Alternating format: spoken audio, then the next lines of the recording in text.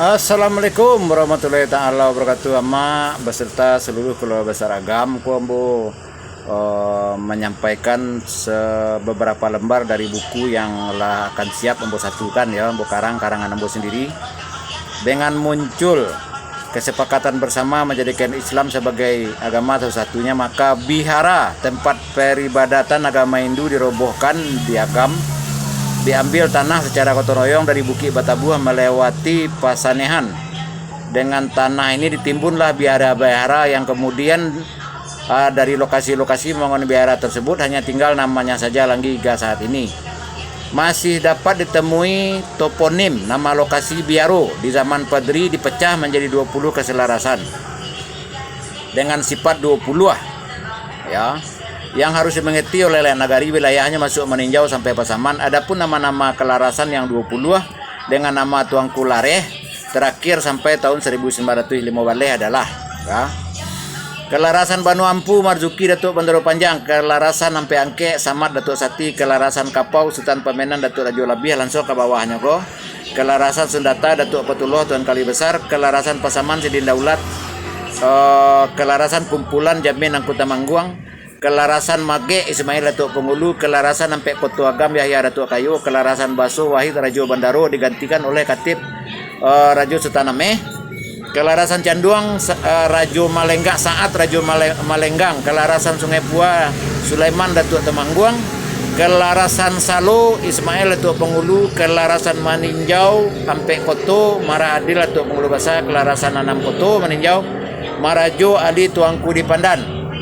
Nah, kini awak baca itu lai dari Agam lape ke Solo dulu ya, biar anak berang yo Manua Tanjung Kambo sagalu dikacau di kanak-kanak bogo ya kan. Sebelum kubuang ya, sebelum kubung tigo baleh wa bae bercerita Pariaman stelu.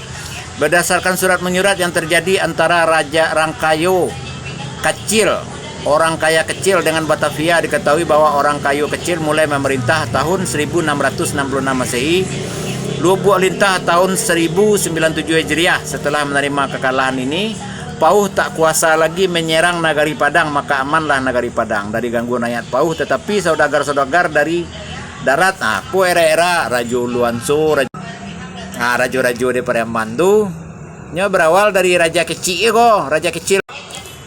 Munculnya penyebutan Luak Agam sejalan dengan gerakan Islam yang ada pada masa itu. Dari Gunung Merapi dan Senggalang harus ada satu agama yakni Islam, sehingga biara yang berada di Ampe Angke Canduang ditutup, sedang wilayah asal para murid yakni Solok Selayu disebut Kabuang Nantigo Baleh, sedangkan tempat mereka belajar agama disebut dengan Luhuang Nantigo Baleh di Agam.